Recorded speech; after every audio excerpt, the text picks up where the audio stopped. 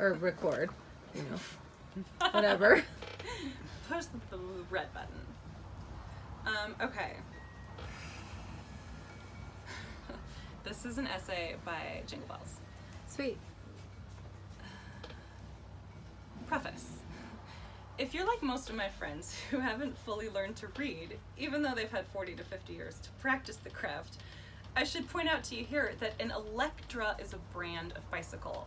They make custom cruisers that are heavy and powered exclusively by quadriceps and pedals. Electra deliberately traded in lightweight for artistic metal fab.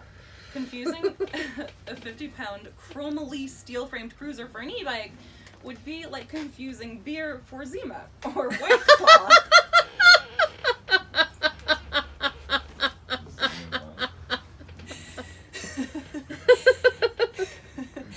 In other words, an act that would reveal a weak spot in your intelligence. An electric cruiser is not an e-bike or an electric bike, which is a supplemental geriatric device that most of my friends will be needing soon, if not already, along with an education. A heavy Electra cruiser will not help you climb a hill any more than a White Claw will help you get a buzz. August 14th, 2020. Nice. Riding down Hill Road on Aunt Jean's Electra cruiser. Heading to Sunray to meet buddies for physically distant patio beer. Stomping on the pedals and drafting spandex-clad roadies just to show them what I'm made of. Periodically ringing the tinny bell on the handlebars at gawkers and passers-by. Mm-hmm. Flip-flops, pants stylishly hiked high in man capri style. I've always liked him since you told me about him. The whistling.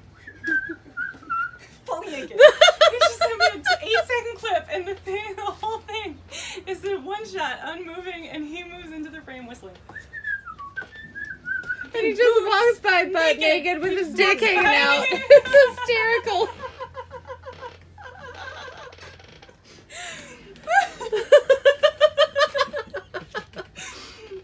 Hispanic class, shit to show him, periodically ring my tinny bell. Flip-flops, pants tie, man capri style, shirtless, backwards hat, mullet flying under the hat bill in full splendor. Tool in my ear holes.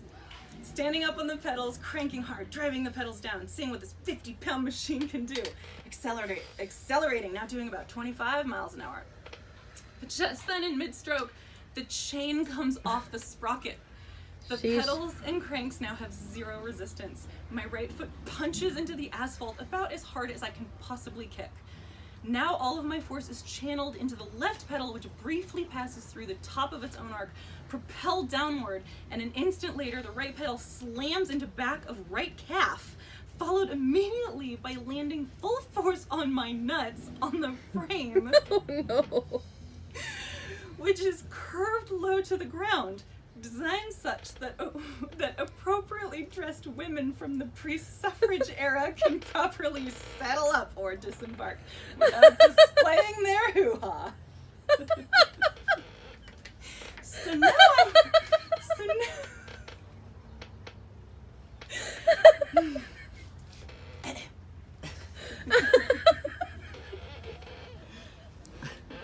I like this cat.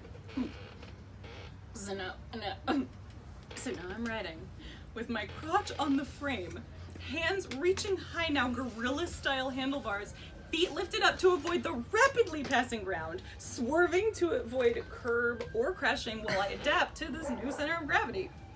Problem is, the cruiser is equipped with pedal brakes, which are now disconnected from the chain and thus disconnected from the rear hub.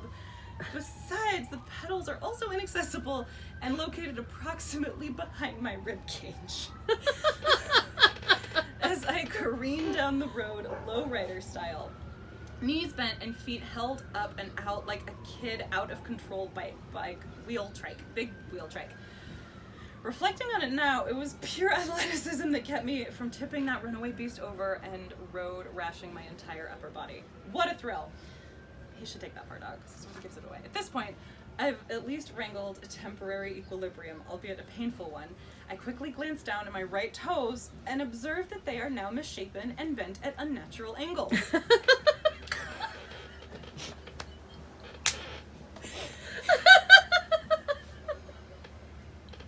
I know, it's so funny! I've already read it twice, so I've forgotten the thrill. That's why I'm having you record it, because I'm getting your thrill!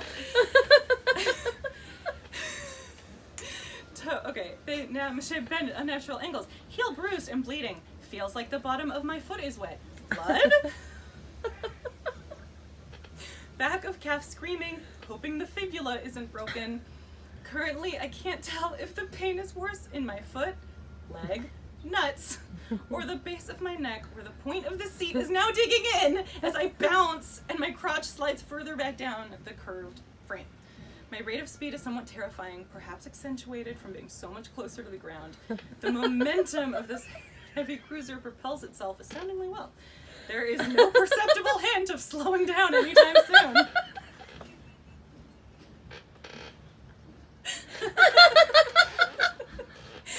The only option I have is to lower my thongs onto the pavement and apply the heel brakes a la Frederick Flintstone.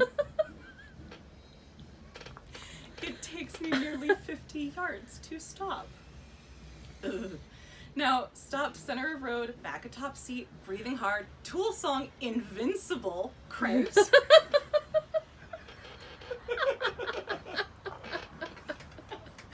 Moaning periodically in pain, can't put pressure on right foot. That's who's talking! That's who's talking! I know! That's why I like it so much. Conducting damage assessment of bike, an exercise done more for the distraction from pain than for the utility. As I hunch over, arms rested up on handlebars and head down, chin on chest. Cars roll slowly around me. Good work, cars!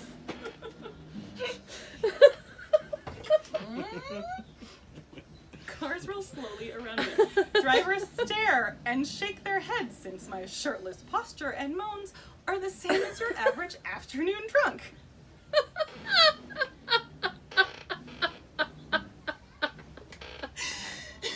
I can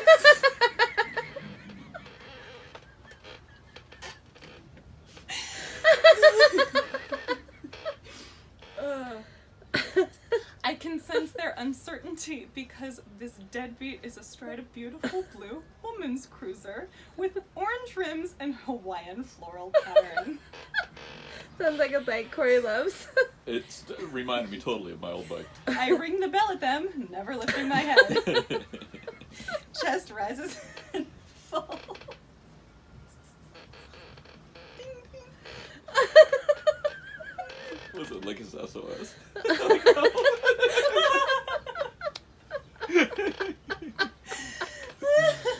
Trying to breathe and slowing everything down, I think, this is gonna make a great story. Is that the end? Yes! Okay. Perfect.